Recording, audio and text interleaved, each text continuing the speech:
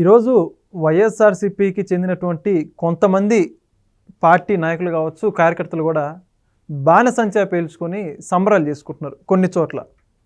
సందర్భం ఏంటి అంటే, జగన్మోహన్ రెడ్డి గారు కట్టి పూర్తి చేసిన మెడికల్ కాలేజీలు ఓపెన్ చేసి నేటితో 2 సంవత్సరాలు పూర్తయిన సందర్భం అని చెప్పి చెప్పుకుంటూ వస్తున్నారు.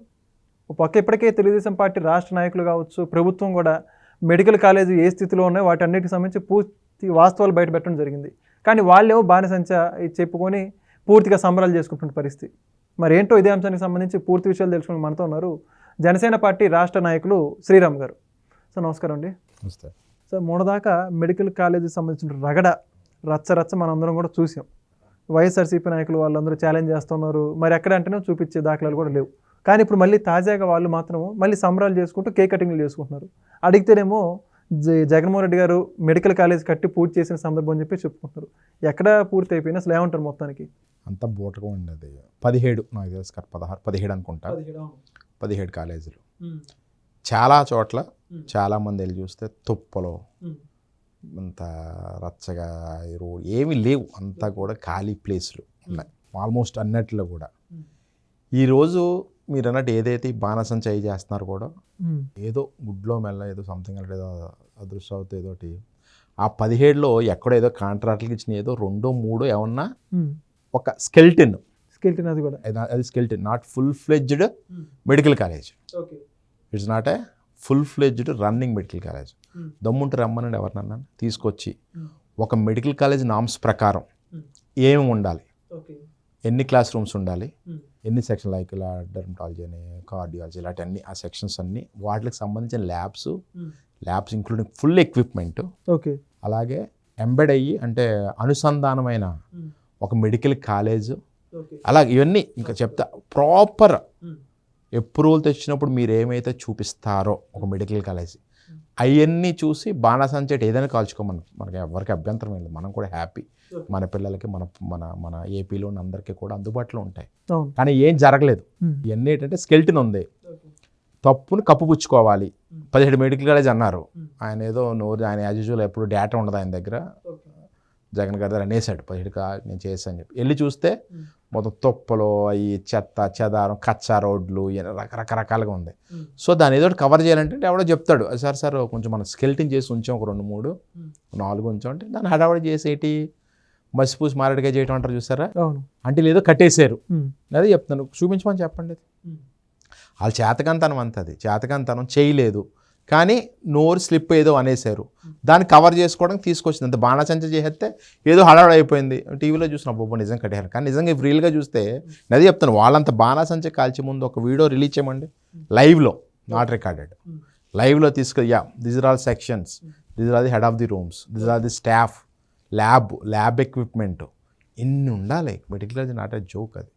అది ఏం జరగలేదు అసలు. ఓకే, మరి జగన్మోహన్ రెడ్డి గారే మొన్న ప్రెస్ మీట్ పెట్టి మాట్లాడుతూ సాధారణ ప్రజలు ఎవరైనా నేను కట్టిన మెడికల్ కాలేజీ వైపు వచ్చి చూస్తే ఆహా అనుకునేటట్టు ఆయన ఒక ప్రత్యేకమైన ఎక్స్ప్రెషన్ పెట్టి ఆయనే మాట్లాడుతున్నారు.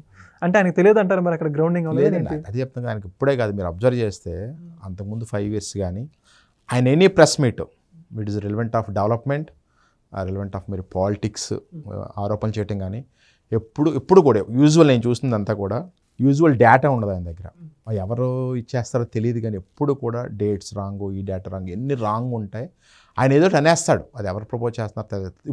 ఇప్పుడు ఈ సిచ్యువేషనే చూద్దాం. ఇన్ని మెడికల్ అబ్బో ఆహో అన్నారు, ఇప్పుడు ఏమన్నారు అమ్మో తల కొట్టుకునే పరిస్థితి ఉంది జనాలకి. ఇప్పుడు ఏమైంది, రియల్గా ఇప్పుడున్న టెక్నాలజీకి రియల్గా లైవ్ డేటా వచ్చేసింది. ఆ ప్లేసెస్లో ఏం లేదు, ఆల్మోస్ట్ అన్ని ప్లేసెస్లోకి వెళ్ళారు, ఏ ప్లేస్లో ఏమీ లేదు.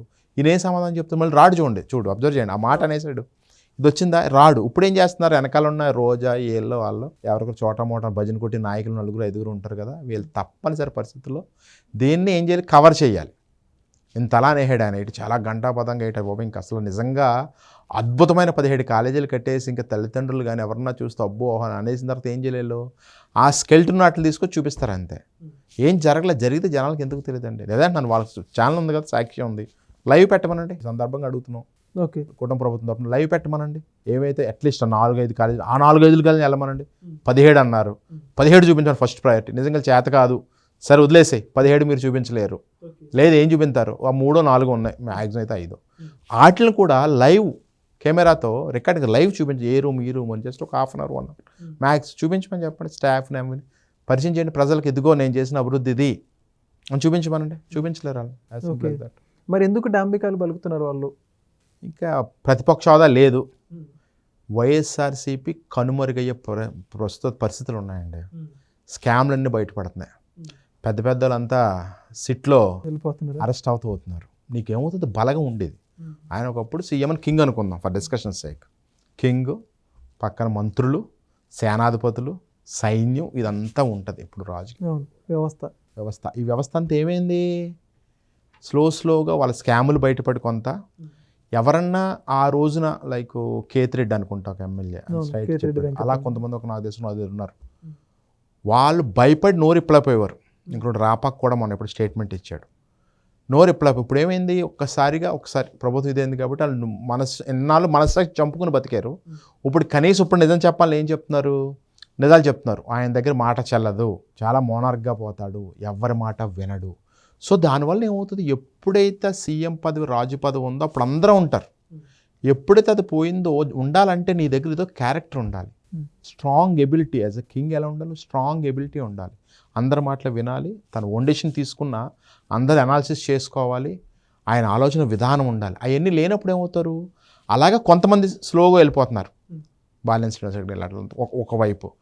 ఒకవైపు ఏమవుతున్నారు? ఎవరైతే స్కాముల్లో ఇరుక్కున్నారో వాళ్ళంతా జారుకుంటున్నారు. ఇదంతా ఎందుకంటున్నానంటే ఎప్పుడైతే తన బలగం, తన మంత్రులు, తన సేనాధిపతులు ఏదైతే ఉందో ఇదంతా ఎప్పుడైతే స్కాముల్లోనూ ఇంకోటి పర్సంటేజ్ వెళ్ళిపోతున్నారో ఈయన వీక్ అయిపోతాడు. రాజు ఏమవుతాడు? ఏకాకి అయిపోతాడు. పోలే ఏకాకి అయిపోయినా అంత ధైర్యంగా ఎదుర్కొనే సత్తా ఉందా అంటే ఆయనకి ఎప్పుడూ లేదు. అప్పుడు ఏం చేస్తారు? ఏదోటి వాగుతూ ఉంటారు.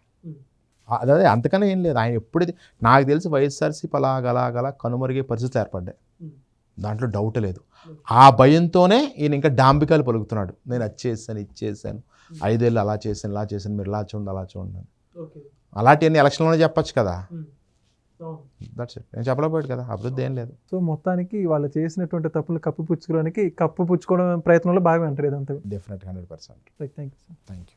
Please subscribe to Leo News for more videos.